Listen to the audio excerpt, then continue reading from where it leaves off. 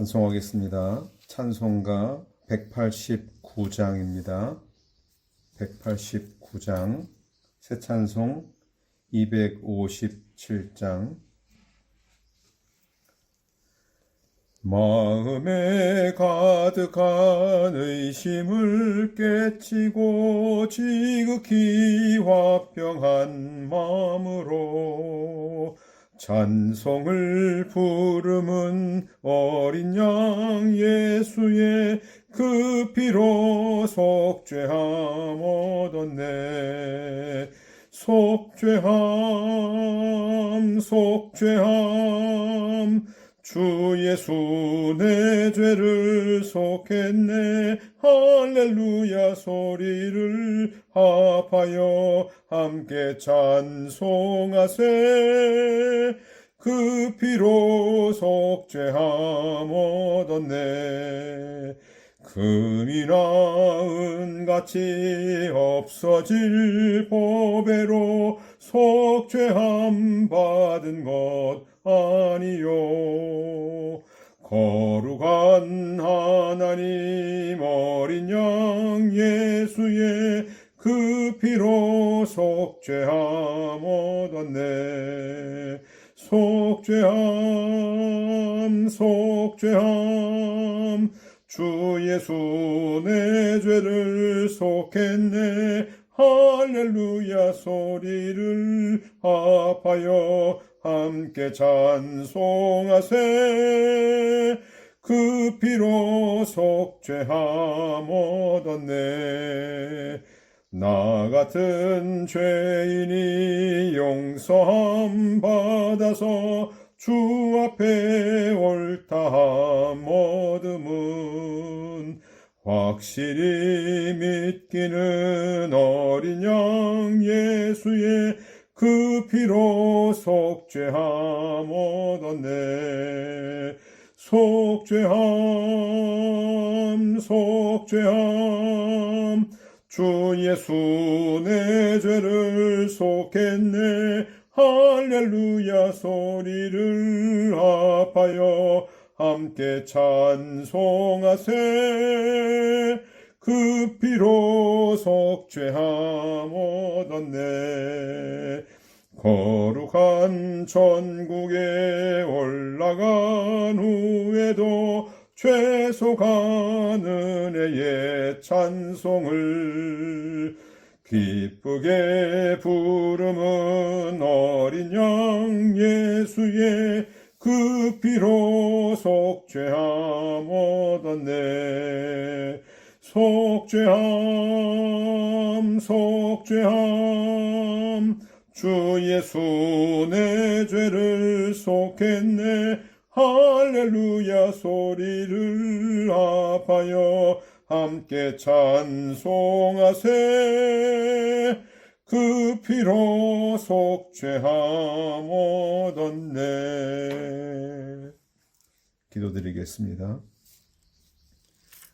생명의 근원이신 아버지 하나님, 한 주간 동안도 우리를 보호하시고 인도해 주시고 은혜와 사랑을 베풀어 주신 것 감사합니다. 오늘도 그리스도의 십자가 구속의 공로에 의지해서 거룩한 주의를 기억하고 나왔사오니 우리의 죄와 허물을 용서하여 주시고 말씀 가운데서 생명을 얻고 우리의 사명을 깨닫고 위로부터 내리는 신령한 은혜와 위로를 받고 그리스도를 깨닫고 순종하는 우리 모두가 되게 하여 주옵소서. 진리 가운데로 인도해 주실 것을 믿사오며 예수 그리스도의 이름으로 기도드립니다. 아멘. 하나님 말씀은 다니엘서 2장 36절로 49절까지의 말씀입니다.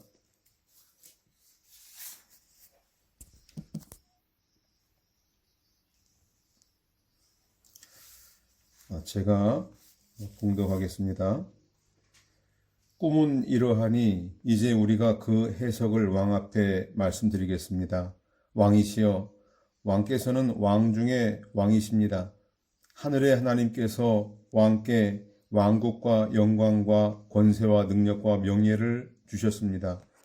또 사람들과 들짐승들과 공중의 새들이 살고 있는 모든 것을 하나님께서 왕의 손에 주셔서 그 모두를 다스리게 하셨습니다. 왕께서는 바로 그 금으로 된 머리이십니다. 왕의 다음에는 왕보다 못한 다른 왕국이 일어날 것이며 또 동으로 된 셋째 왕국이 일어나 온 땅을 다스릴 것입니다. 넷째 왕국은 철같이 강할 것이니 철은 모든 것을 부수고 산산조각 냅니다. 모든 것을 부수는 철과 같이 그 왕국이 이 모든 것들을 부수고 산산조각 낼 것입니다. 그리고 왕께서 그 발과 발가락을 보셨는데 그 일부는 토기장이의 진흙이고 일부는 철이었으므로 그 왕국은 나뉠 것입니다. 그 왕국이 철같이 단단하나 왕께서 보신 대로 그 철은 진흙과 섞여 있었습니다. 또한 그 발들의 발가락 일부는 철이고 일부는 진흙이듯이 그 왕국이 일부는 강하고 일부는 부서지기 쉬울 것입니다. 왕께서 철과 진흙이 섞인 것을 보신 대로 그들이 다른 종족들과 섞이겠으나 철과 진흙이 서로 섞일 수 없듯이 그들이 서로 결합되지는 못할 것입니다. 이 왕들의 시대에 하늘의 하나님께서 망하지 않는 영원한 한 왕국을 세우실 것이니 그 왕국은 다른 백성에게 넘어가지 않을 것이며 그것이 이 모든 왕국들을 쳐서 멸망시키고 영원히 설 것입니다. 왕께서 보신 대로 손대지 않은 채 산에서 돌 하나가 잘려나와 그 돌이 철과 동과 진흙과 흙, 은과 금을 산산조각 내었습니다. 이것은 위대하신 하나님께서 이후에 일어날 일을 왕께 알려주신 것입니다. 그 꿈은 참되며 그 해석도 틀림없습니다. 이에 느부갓네살 왕이 엎드려 다니엘에게 절하고 예물과 향품들을 그에게 주도록 명령하였다. 왕이 다니엘에게 대답하여 말하기를 내가 이 은밀한 것을 드러낼 수 있는 것을 보니 너희 하나님께서는 신들 중에 신이고 왕들 중에 주이시며 은밀한 것들을 드러내는 분이심이 분명하다라고 하였다. 이에 왕이 다니엘을 높이고 그에게 귀한 선물을 많이 주고 그가 바빌로니아 모든 지방을 통치하게 하고 그를 바빌로니아 모든 지혜자들의 우두머리로 삼았다. 그리고 다니엘이 왕에게 요청하여 사드락과 메삭과 아벳느고를 세워 바빌로니아 지방의 일들을 관할하게 했으며 자신은 왕의 궁정에 머물렀다. 아멘. 말씀에 많은 은혜 받으시기 바랍니다. 이 본 말씀을 중심으로 느부갓네살 왕이 꿈에 본 형상에 담긴 의미라는 제목으로 진리를 증거하겠습니다. 오늘 말씀은 이 45절까지는 다니엘이 느부갓네살 왕 앞에 나아가서 왕이 꾼 꿈의 그 내용에 대해서 해석하는 것을 보고한 내용이고요. 46절로 49절은 느부갓네살 왕이 하나님을 찬양하고 다니엘을 높여주었다는 그런 내용입니다. 다니엘은 세상 사람 그 누구도 알려주지 않고 알 수도 없는 그 왕의 꿈과 그 내용에 담겨있는 놀라운 사실을 깨닫고 나서 믿음과 소망이 더욱 확실해졌습니다. 이 상쾌한 마음으로 하나님께 찬양할 수 있게 된 것이죠. 그 꿈 내용과 의미가 너무나 의미심장해서 사실은 함부로 입 밖에 낼 수 없는 그런 불편한 비밀이었습니다. 이 하나님께서 계시하신 그 영적 진리를 드러내는 것, 또 하나님의 영광을 드러내고 사람들에게 유익을 끼치기 위해서 담대하게 왕 앞에 선 것입니다. 이 본문 말씀을 통해서 이 범죄하고 타락한 이 세상 문화 속에 사는 우리를 향하신 하나님의 계획과 뜻이 무엇인지 깨닫고 또 세상을 바르게 볼 수 있는 그런 통찰력과 분별력을 얻는 시간 되기를 바랍니다. 이 36절로 45절은 왕의 이 꿈을 해석하는 내용인데요. 36절 보겠습니다. 꿈은 이러하니 이제 우리가 그 해석을 왕 앞에 말씀드리겠습니다. 이제 우리가 이 개역개정에는 내가 라고 번역을 했어요. 근데 여기는 이제 우리가 1인칭 복수로 사용을 했죠. 이 번역은, 원문의 번역은 이것이 맞습니다. 이 부분은 지금 아람어로 되어 있는데, 아람어 그 일정 복수로 아마르라고 되어 있어요. 우리가 말하겠습니다. 우리라고 하면 누굽니까? 지금 여기에 다니엘의 세 친구들이 같이 나와 있습니까? 그렇지 않죠. 다니엘은 왕 앞에 혼자 나갔습니다. 2장 24절 25절에 보니까 다니엘 혼자 아리옥에게 나아가서 자기 하나를 왕 앞에 데려달라 이렇게 말을 했죠. 그리고 자신이 그 해석을 보여드리겠다고 했습니다. 아리옥도 왕에게 보고할 때 해석할 사람 한 사람을 찾았다 이렇게 말을 했어요. 그런데 오늘 이 36절은 우리가 알려드리겠다 이렇게 기록을 했습니다. 우리라고 한 것은 분명히 다니엘 혼자가 아니라는 뜻이죠. 육의 눈으로 보면 다니엘 혼자입니다.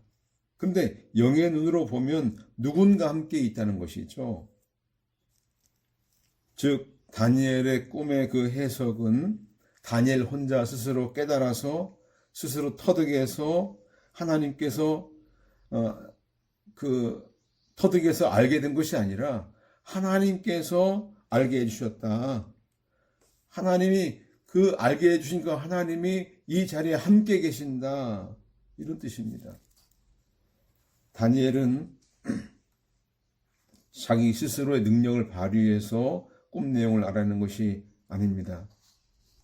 전적으로 하나님이 역사하셔서 알려주신 것이죠. 자기는 심부름꾼에 불과하다 고백하는 거예요. 절대 주권을 가지신 그 하나님의 권위를 잊고 그 왕 앞에 섰다라는 뜻이에요. 역사적으로도 하나님은 항상 자기 백성과 함께 계셨습니다. 하나님은 그 이삭과 함께 하셨는데요. 이삭이 그 열심히 우물을 봤죠. 3번이나 그 블레 사람들이 와서 흙으로 메어버릴 때도 거기 함께 계셨어요. 창세기 26장 24절 그날 밤 여호와께서 이삭에게 나타나 나는 내 아버지 아브라함의 하나님이다. 너는 두려워하지 마라. 내가 너와 함께 하겠고 내 종 아브라함을 위하여 내가 내게 복을 주고 내 후손을 번성하게 할 것이다. 야곱에게도 말씀하셨어요. 형 에서를 피해서 하란으로 도망가던 그 중에도 창세기 28장 15절 보아라 내가 너와 함께 있어 내가 어디로 가든지 너를 지켜주겠고 너를 이 땅으로 돌아오게 하겠으며 내가 내게 말한 것을 이루기까지 참으로 내가 너를 떠나지 않겠다. 이스라엘을 구출하라는 사명을 받은 모세에게도 내와 너와 함께 하겠다. 모세의 뒤를 이은 여호수아에게도 내가 모세와 함께 있었던 것처럼 너와도 함께 있어 너를 떠나지 않고 너를 버리지도 않을 것이니 여호수아 1장 5절 말씀. 9절 말씀에도 그랬어요. 내가 내게 명령하지 않았느냐 강하고 담대하여라 두려워하지 말며 놀라지 마라 이는 내가 어디로 가든지 여호와 네 하나님께서 너와 함께 할 것이기 때문이다. 사사시대의 사사들과도 함께 하셨고요. 왕정시대 다윗과도 함께 하셨습니다. 오늘 우리에게도 우리 그리스도 예수님께서 세상 끝날까지 함께 하겠다. 마태복음 28장 20절 보아라 내가 세상 끝날까지 항상 너희와 함께 있을 것이다. 우리는 혼자가 아닙니다. 그리스도께서 함께 하신다는 사실을 우리가 잊지 말아야 되겠어요. 이 죄악 세상 가운데 살아가면서 우리가 가는 그 현장 곳곳에 함께 하시고 우리에게 순간마다 지혜와 능력을 공급해 주셔서 반드시 승리할 것이다 라는 사실을 오늘 본문 말씀을 통해 우리가 깨달을 수 있는 것이죠. 지금 왕 앞에 나아가서 하나님의 뜻을 전달하는 사명을 수행하는 다니엘과 함께 계신 분이 바로 하나님이다. 그래서 우리가 그 해석을 알려드리겠습니다 하는 거예요. 다니엘은 자기의 이름에 권위를 앞세우지 않았습니다. 자기의 지혜와 능력을 내세우지 않았습니다. 모든 것이 다 하나님의 은혜입니다 라고 고백하는 것이에요. 37절 왕이시여 왕께서는 왕 중의 왕이십니다. 하늘의 하나님께서 왕께 왕국과 영광과 권세와 능력과 명예를 주셨습니다. 여기에 왕이시여 왕께서는 왕 중의 왕이십니다. 이거 어떻게 들으면은요 느부갓네살 왕 기분 좋으라고 한 얘기 같죠. 이 느부갓네살 왕은 지금 그 세상의 중심에 강대한 국가예요. 거기에 필적할 만한 왕이 없어요. 사실입니다. 이 지상에는 느부갓네살 왕을 상대할 왕이 없습니다.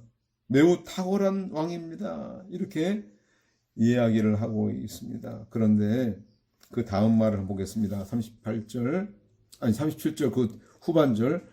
하늘의 하나님께서 왕께 왕국과 영광과 권세와 능력과 명예를 주셨습니다. 그 다음에 이어지는 그 후반절의 그 아람어 말은 디. 왜냐하면 그 이유는 지금 왕이 세상 나라의 왕 중에 왕이신데 그렇게 된 이유는 뭐냐? 왕이 그렇게 뛰어나고 탁월하게 된 이유가 무엇이냐? 그거는 바로 하늘의 하나님께서 그렇게 하셨다. 그러니까 왕이 출중해서 능력이 출중해서도 아니고 바빌로니아 신이 도와줘서도 아닙니다. 온 우주의 유일한 절대 주권자이신 하나님께서 그렇게 되게 하셨기 때문입니다. 이렇게 선포하는 거예요. 그러니까 하나님이 그렇게 하지 않았다면 꿈도 못 꿀 일이니까 하나님이야말로 영광받아 마땅한 분입니다. 그분을 두려워하시기 바랍니다. 그러한 의도가 담겨 있는 것입니다. 여기 왕국과 권세와 능력과 명예, 여기에 바른 성경에 영광이 앞에 하나 더 들어갔는데 이 원문대로 하면 앞에 있는 영광을 빼야지 맞겠죠. 왕국, 느부갓네살 왕의 그 왕권이 미치는 바빌로니아 왕국 전체를 주신 분도 하나님이다. 권세, 바빌로니아 제국을 다스리는 권세를 주신 분도 하나님이다. 능력, 그것을 이루도록 모든 것을 이기는 그 능력을 주신 분도 하나님이다. 명예, 영광, 다른 사람들로부터 얻게 된 영광, 이것도 하나님의 것이다. 원래는 이 들짐승이 머무는 깊은 산속이나 사람이 올라갈 수 있는 그 하늘 위에까지도 모두 하나님의 소유이시다. 그리고 그것들을 다스릴 권세도 하나님 것인데 하나님의 뜻에 따라서 내려준 것이니까 그 하나님께 감사하고 그분을 찬송해야 마땅하다라는 의도가 여기 담겨 있는 것이죠. 자, 이렇게 막강하고 거대한 제국을 통치하는 하늘 같은 왕, 절대 군주, 신으로 높임 받는 느부갓네살 앞에서 어떻게 이렇게 당당하게 말할 수 있습니까? 그건 바로 하나님이 나와 함께 계신다라는 확신을 가지기 때문이죠. 하나님이야말로 세상의 주권자이고 하나님의 권한을 임의로 누구에게든지 맡길 그 권세를 임의로 맡기는 권한이 하나님께 있다. 그러니 당신의 권력은 당신이 잘나서가 아니라 하나님 주신 것이다. 하나님의 능력 아래 있는 존재가 바로 당신이다. 이거를 믿고 알고 있기 때문에 사람을 두려워하지 않는 것이죠. 그래서 이 경고의 메시지를 그 왕에게 선언을 하고 있는 것입니다. 38절 이 뒤에 보니까 왕께서는 바로 그 순금으로 된 머리이십니다. 그랬어요. 자, 이제 왕이 꿈에 본 형상은 하나의 형상이죠. 하나의 형상이에요. 여러 가지가 형상이 아니라 한 가지 형상입니다. 금머리, 은으로 된 가슴과 두 팔, 동으로 된 배와 넓적다리, 철로 된 종아리와 철과 진흙이 섞인 발. 이렇게 사람의 모양을 한 하나의 형상이죠. 이 하나의 형상이라는 말은 온 세상의 역사 가운데 세워질 제국들은 다양해 보입니다. 그리고 사람의 능력과 지혜로 세워지는 이 제국들이 다양해 보이지만 하나의 형상이다. 하나의 형상. 그리고 이 하나의 형상은 그리스도가 심판주로 오실 때까지 계속해서 건설될지라도 마지막 주권자이신 심판주의 심판을 받아 무너질 것이다 라는 교훈을 담고 있는 것이죠. 인간의 능력과 지혜로 세워진 이 제국들은 인간의 권세와 교만으로 세워졌기 때문에 하나님 앞에 삽시간에 다 무너질 것이다. 여기 느부갓네살 왕의 이 금머리라고 했습니다. 이 금은 바빌로니아 제국의 상징물이에요. 신성하다는 뜻이죠. 금이 이 하나님으로부터 받은 왕권의 상징인데요. 이 변함없는 금처럼 바빌로니아 왕국이 영원할 것 같지만 다른 제국에 의해 정복될 것이다 하는 것이에요. 이 바빌로니아 제국은 주전 605년에 세워졌는데 539년에 66년 만에 멸망하고 말았습니다.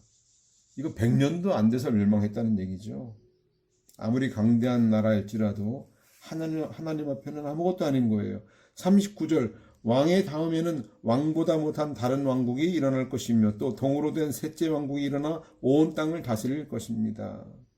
이 동으로 된 셋째 왕국, 이거는 두 번째 그 나라, 은가슴과 은팔에 해당하는 나라, 이거는 메데아 바사가 연합해서 페르시아 연합국이 되었는데요. 이 페르시아 연합국은 주전 539년부터 331년까지 208년간 통치했으니 상당히 오랜 기간을 통치한 것이죠. 그런데 비록 바빌로니아보다 좀 더 긴 역사를 가지고 있는 나라이긴 하지만 금나라보다는 가치가 떨어지는 은나라이다. 당시에 이 페르시아 제국에서는 은을 가지고 은화를 만들어서 서로 거래하고 할 때 결제하도록 하는 도구로 사용했다고 해요. 은나라. 그러니까 금나라보다는 못한 나라가 은나라죠. 그리고 세 번째 나라, 여기에 그 동으로 된 배와 동으로 된 넓적다리. 이건 바로 헬라 제국을 상징하는데요. 이 헬라 제국이 세상을 다스릴 것이다. 이건 바로 알렉산더 왕에 의해서 세워진 나라이죠. 그리스 제국. 이 그리스의 헬라 제국, 여기는 동으로 된 투구, 동으로 된 방패, 동으로 된 가슴막이를 가지고 무장을 한 것을 상징하는데요. 유명한데 주전 332년에 세워져서 146년까지 185년간 세상을 통치했던 나라이죠. 이렇게 역사의 흐름을 따라서 페르시아가 이 바벨로니아를 무너뜨렸지만 결국 이 헬라 제국에 의해서 멸망당할 것을 또 얘기하는 거예요. 여기 금나라보다 못한 것이 은나라고 은나라보다 못한 것이 동나라예요.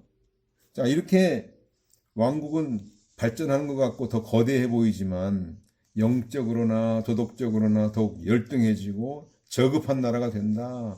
이런 의미가 담겨 있어요. 처음에는 느부갓네살 왕의 말은 법이었어요. 그런데 점차 이 권력이 분산되어서 이 다리오 왕 때 이르러서는 신하들의 의견을 정책에 반영하지 않으면 안 될 정도의 이 왕의 권력이 약화됐습니다.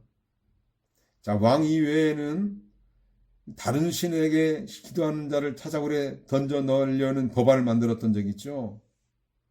이 신하들의 의견이 너무나 강해져서 왕도 어쩔 수 없는 그런 법안이 되었는데요. 다니엘 6장에 나오죠. 이렇게 점차 못한 나라로 발전될 것을 보여주는 것이죠. 그러니까 진화론자들이 얘기하는 더욱더 발전하는 나라, 더욱 좋은 나라가 좋은 세계가 될 것이다 라고 하는 것은 거짓인 것을 우리가 알 수가 있어요. 옛날의 것들만큼 따라갈 만한 그런 작품들, 그런 과학 문명, 편리해지긴 했지만은 그렇게 찬란한 문화는 만들어가지 못하죠. 현대로 갈수록. 40절 봅니다. 넷째 왕국은 철같이 강할 것이니 철은 모든 것을 부수고 산산조각 냅니다. 모든 것을 부수는 철과 같이 그 왕국이 이 모든 것들을 부수고 산산조각 낼 것입니다. 이 철로 된 종아리와 철과 진흙이 혼합된 발, 여기에 해당하는 나라는 로마라고 할 수 있습니다. 주전 146년부터 주후 395년까지 약 540년간을 유럽을 지배했어요. 대단하지 않습니까? 철과 같이 강력한 능력을 가지고 권능을 가지고 이 세상을 쥐락펴락했던 이 로마.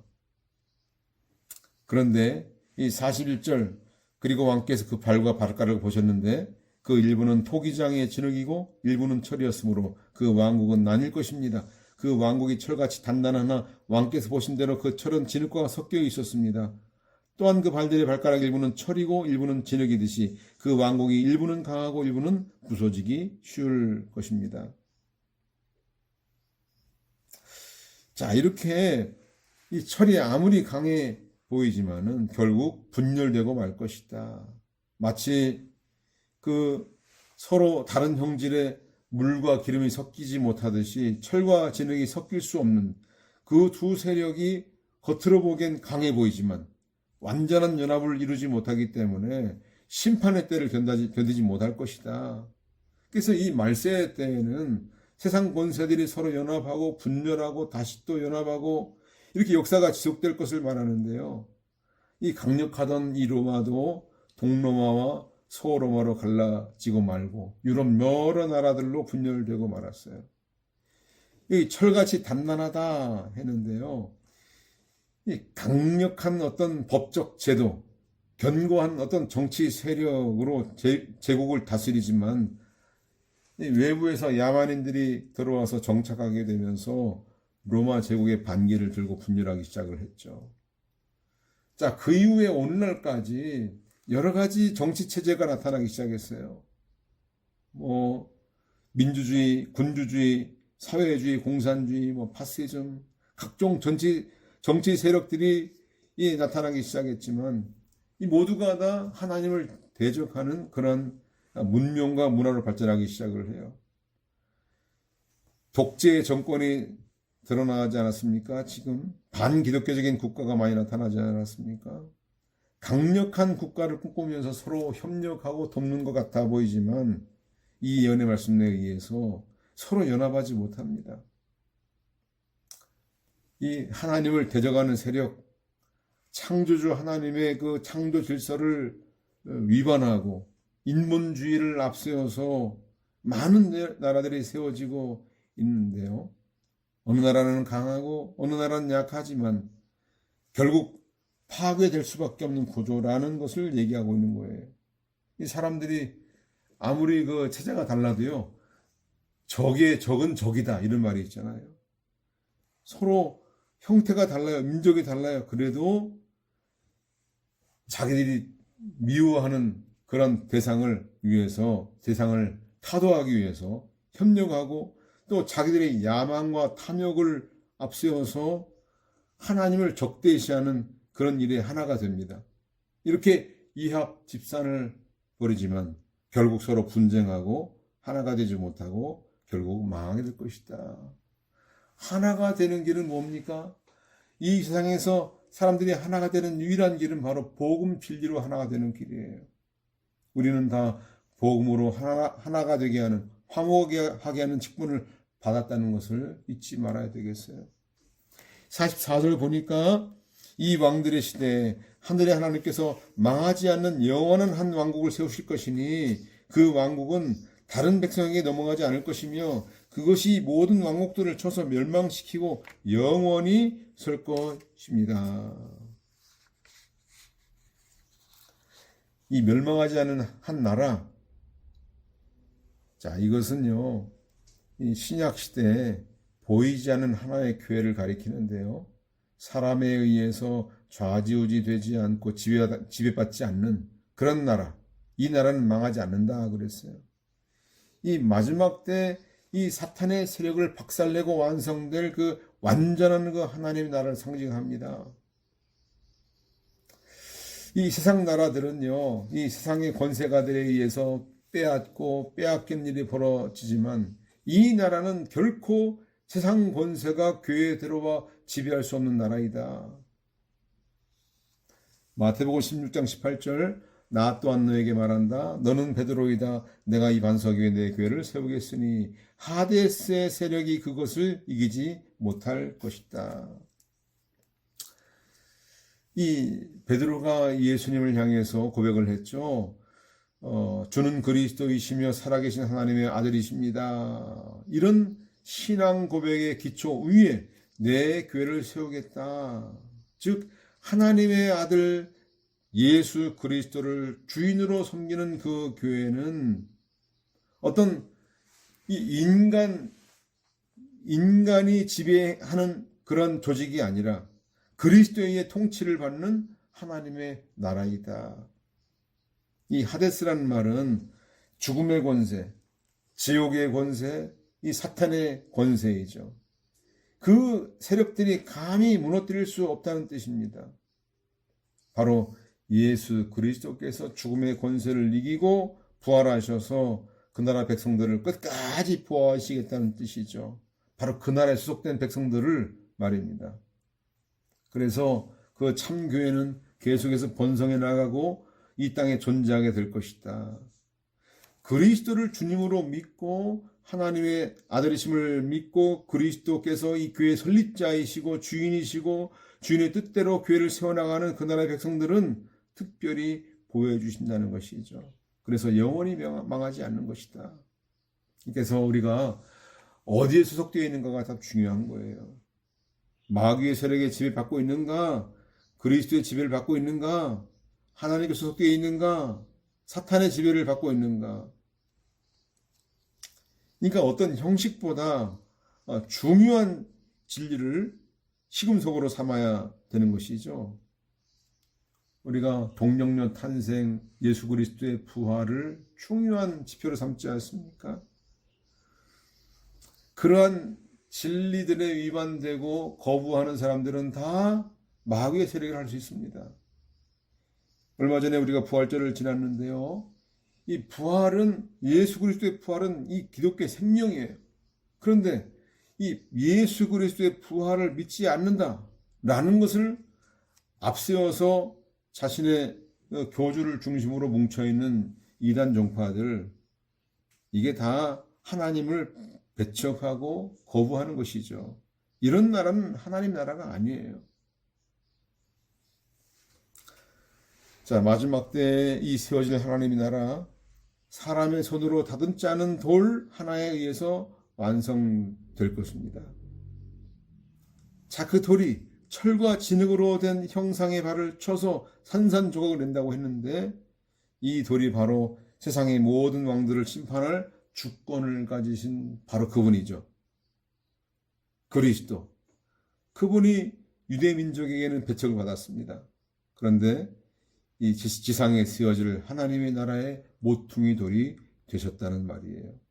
베드로전서 2장 7절로 8절, 그러므로 믿는 너희에게는 보배이나 믿지 않는 자에게는 건축자들이 버린 그 돌이 모퉁이의 머릿돌이 되었다 하였고, 또한 걸림돌과 걸려 넘어지게 하는 바위가 되었다라고 하였다. 그들은 말씀에 순종하지 않아 넘어지는데 이는 그들이 그렇게 되도록 정하여진 것이다. 바로 이 돌이 그리스도를 상징하는 것이죠. 지금 우리가 눈에 보이는 이 교회는 완전한 하나님 나라가 아닙니다. 그 안에는 좋은 고기도 있고 못된 고기도 있고 알곡과 가라지가 섞여 있어요. 마지막 때까지 유지가 될 것입니다.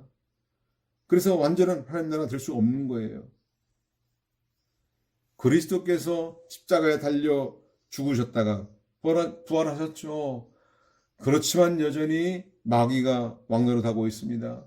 불법이 횡행하고 세상의 악이 여전히 활개치고 있고요.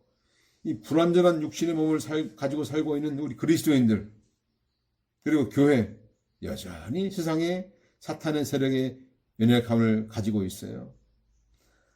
악한 세력들이 계속 위협을 하고 있고 우리는 또 그 박해와 억눌림을 당하고 있습니다.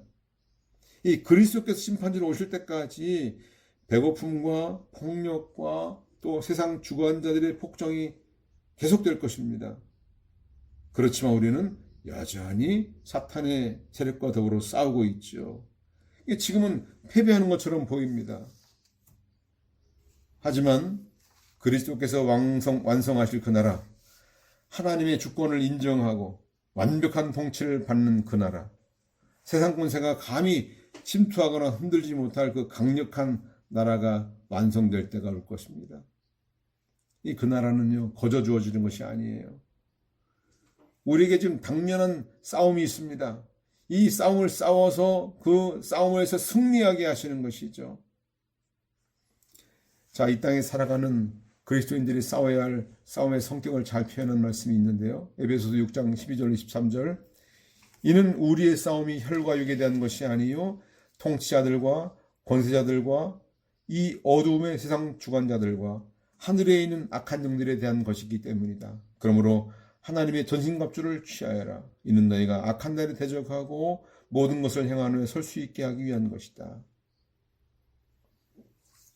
이 그리스도인들은요, 이 세상 사람들이 두려워하는 이 죽음을 두려워하지 않습니다.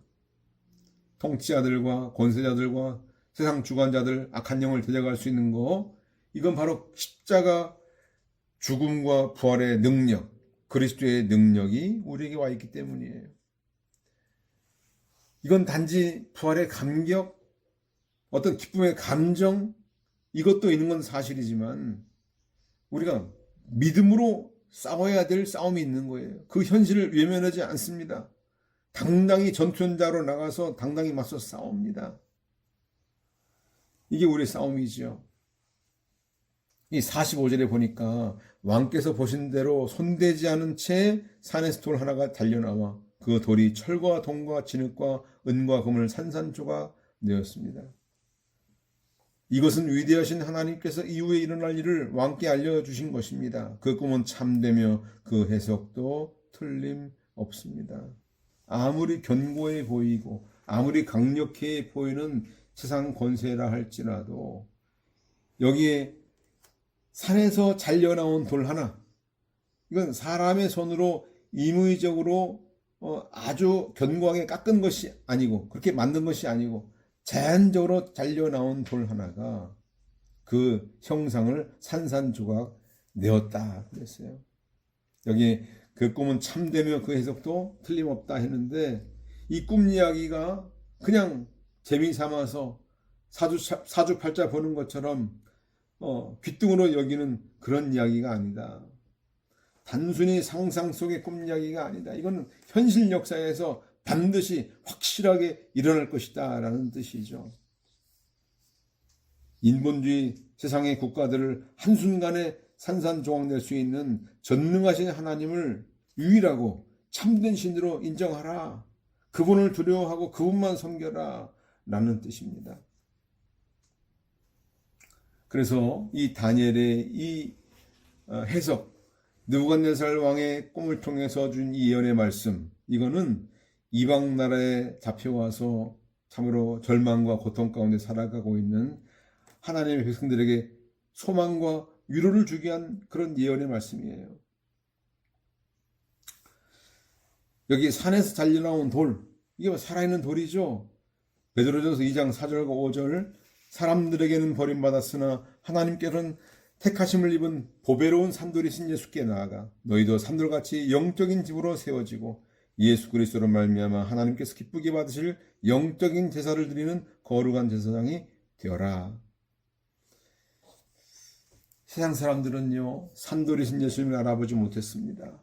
그분을 멸시했어요. 박해하고 버렸습니다. 하지만은 하나님께서 바로 그분을 택했습니다.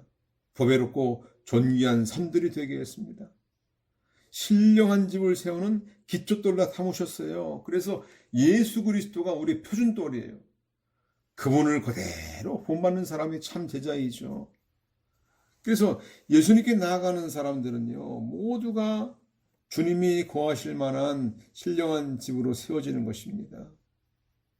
이 산에서 잘려나온 돌, 이거는 젠 그대로의 모습이에요. 깎아서 반듯하게 만든 벽돌이 아닙니다. 인위적으로 깎아서 만든 벽돌로 쌓은 성은요, 하나님 앞에 무력합니다. 못생겼지만 젠 그대로 생긴 그 돌 그대로 하나님은 제단을 쌓기를 원하시죠. 우리는 떨기나무 같은 존재입니다. 그래서 사람들에게 무시당하고 멸시당하고 혐오당하는 그런 혐오스러운 외모를 가졌지만 하나님의 영광이 우리 안에 머물면 가장 아름답고 볼만하고 거룩한 인격과 성품으로 변화됩니다. 그래서 통회하는 심령을 가지고 하나님께 나아가 제사하는 제사장의 사역을 감당할 수 있게 되는 것이죠. 이 제사장 사역은 백성들을 대신해서 속죄의 제사를 드리는 것이죠. 그리스도의 피로 자신이 먼저 정결하게 되고, 그리고 자기의 가족과 또 이웃과 사회와 나라를 가슴에 품고 그들과 함께 신령한 제사를 드리기 위해서 그것을 제목으로 삼아 하나님께 나아 기도하는 것이 바로 제사장의 사역입니다. 이 사역을 잘 감당하시기 바라요. 46절로 49절까지는 느부갓네살 왕이 다니엘에게 상을 내리고 하나님을 찬양하는 장면인데요. 46절, 47절, 이에 느부갓네살 왕이 엎드려 다니엘에게 절하고 예물과 향품들을 그에게 주도록 명령하였다. 왕이 다니엘에게 대답하여 말하기를, 내가 이 은밀한 것을 드러낼 수 있는 것을 보니 너희 하나님께서는 신들 중에 신이고 왕들 중에 주이시며 은밀한 것들을 드러내신 분이심이 분명하다라고 하였다. 이 느부갓네살 왕이 다니엘이 꿈의 내용과 해석을 말하는 걸 가만히 들어보니까 자기가 그 꿈 내용을 갖다가 파노라마처럼 일목요연하고 분명하게 제시하는 이 이야기를 듣고 진실인 것을 확인했습니다. 그 해석까지 붙여주니까 바로 땅에 넙죽 엎드리고 말았어요. 엎드려 절했다라는 말은 우상 앞에 예배하는 것처럼 인간 다니엘 앞에 엎드려 예배했다는 뜻입니다. 다니엘이 섬기는 하나님이 진짜 하나님이구나, 진짜 신이구나, 이걸 인정했다는 말이에요. 다니엘을 하나님께 보낸받은 대언자로 대접한다는 뜻입니다. 이제 전국의 모든 지혜자들을 처형하려던 계획이 다 철회되었습니다. 오히려 다니엘을 극진히 대접하는 거예요. 자, 의사들이 의사일 하면서 가장 바라는 일, 자기 일어나길 바라는 일 하나는 뭐냐면은 죽을 병에 걸린 사람을 고쳐내는 일이라고 그래요. 그러면 그 사건 하나 때문에 사람들에게 추앙을 받고 평생 벌어먹을 일이 생겼기 때문이죠. 다니엘은요, 이 한 번의 사건을 통해서 엄청난 성공을 거두었습니다. 그러니까 자기 성공을 위해 산 것입니까? 단지 하나님을 높이는 거, 그분의 영광을 드러내는 거, 하나님의 뜻을 그대로 전하는 일, 이거 하나였는데 그 하나 때문에 이략, 바벨로니아 전국 지방의 지혜자들을 관리하는 우두머리 지혜자가 되었어요. 그리고 왕이 가지고 있는 그 막강한 권력을 느부갓네살 왕 다음으로 가진 권력의 자리에 세워지게 되었던 것이죠. 하지만 다니엘은 그 기회를 자기의 이름을 높이는 기회로 삼지 않았다는 사실이에요. 계속해서 겸손한 자리에 서 있었다 하는 거예요. 예수님께서 얼마나 겸손하십니까? 얼마나 많은 환자들, 귀신 들린 사람들, 얼마나 많은 기적을 베푸셨지만은 항상 기도의 자리로 나아가서 기도하셨던 예수님을 우리가 기억해야 되겠어요. 자, 오늘 본문 말씀은 이스라엘 민족이 이방 나라에 포로 잡혀와서 통제받으며 살아가게 되는 거, 물론 자신들과 조상들의 죄 때문이지만 그보다 모든 신위에 뛰어난 그 하나님께서 자기 백성들에게 고난을 허용하신 것이다. 자기 백성들을 단련하시고 거룩하게 하시려는 하나님의 계획 때문에 불려왔다라는 것을 여기서 깨닫게 해주는 거예요. 그러니까 하나님께서 원하시면 포로로 잡아갈 수도 있고, 원하시면 그를 다시 바벨론에 심판을 하고 고향 땅으로 데려갈 수도 있는 분이 바로 하나님이시다. 그분이 여전히 그 하나님께서 백성들과 함께 계신다라는 사실을 끼워주는 본문이에요. 오늘 우리도 마찬가지입니다. 오늘 우리가 처해 있는 이 비참한 상황, 이거 원망하고 불평할 필요가 없습니다. 하나님께서 우리를 미워해서도 아니고요, 벌 주려고 하는 것도 아니에요.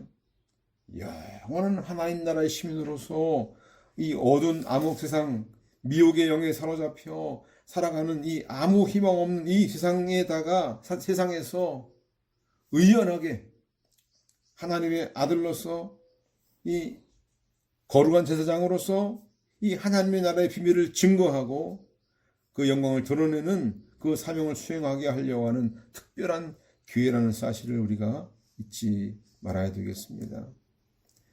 또 한 가지 깨달아야 될 거, 하나님 앞에 나아가는 자는 반드시 상을 주신다는 사실이에요. 히브리서 11장 6절, 믿음이 없이는 하나님을 기쁘시게 할 수 없으니 하나님께 나아가는 자는 하나님이 계신 것과 하나님은 자신을 찾는 자들에게 상 주신 분이심을 믿어야 한다. 여기 보니까 이 다니엘에게 이 느부갓네살 왕이 예물과 향품들을 그에게 주었다고 그랬어요. 48절에 왕이 다니엘을 높이고 그에게 귀한 선물을 많이 주고 그가 바빌로니아 모든 지방을 통치하게 하고 그를 바빌로니아 모든 지혜자들의 우두머리로 삼았다. 다니엘을 이렇게 높여주셨어요. 자, 우리에게 큰 상급이 무엇이겠습니까? 아브라함은요, 하나님의 명령을 순종해서 믿음으로 가나안 땅에 찾아왔어요. 갈 바를 알지 못하고 찾아갔어요. 모든 위험으로 찾아왔어요. 그래서 그 믿음으로 찾아온 아브라함을 의롭다 여겨주시고 하나님 자신이 상급이 되어주시고 방패가 되어주셨어요. 그리고 아브라함을 많은 민족의 조상이 되게 하셨죠. 우리는 사실 아무런 자격이 없어요.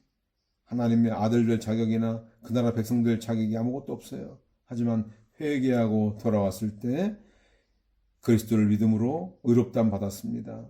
하나님 자신이 상급이 되어 주셨어요. 이건 우리의 의로운 행실 때문이 아니고 순전히 믿음의 선물이죠. 한 주간 살아가면서 이 바랄 수 없는 중에 바라고 믿는 중에 하나님의 역사를 체험하는 우리 모두가 되기를 간절히 바랍니다. 기도하겠습니다.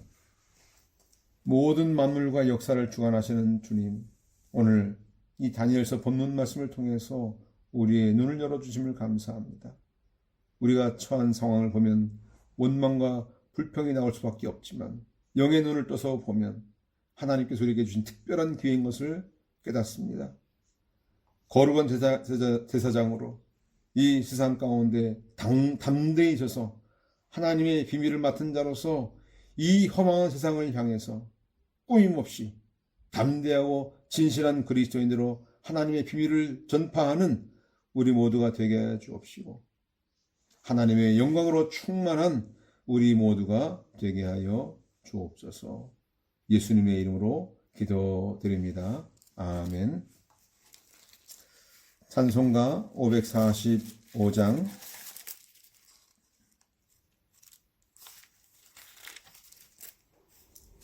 새찬송 493장 하늘 가는 밝은 길이 내 앞에 있으니 슬픈 일을 많이 보고 늘 고생하여도 하늘 영광 밝음이 어두운 그늘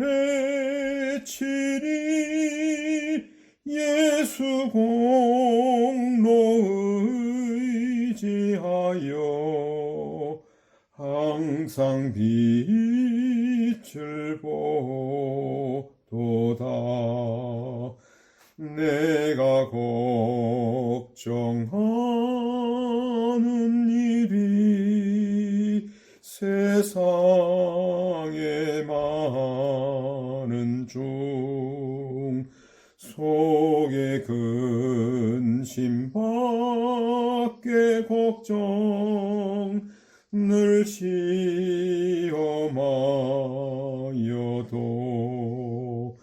예수 보배로운 피 모든 것을 이기리 예수 공로 의지하여 항상 이기리로다.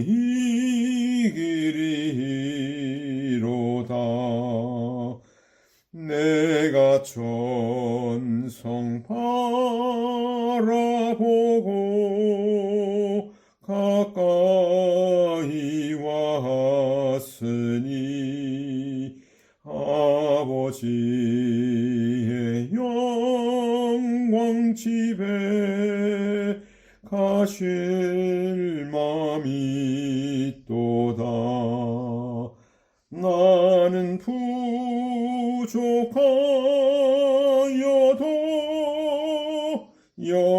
영접하실 터이니 영광 나라 계신 임금 우리 구주 예수라. 축도하겠습니다. 지금은 우리 주 예수 그리스도의 은혜와 하나님의 사랑하심과 성령님의 교통하심이 오늘 주신 생명의 말씀을 가슴 깊이 새기고 순종하는 모든 성도들과 함께 있을지어다. 아멘.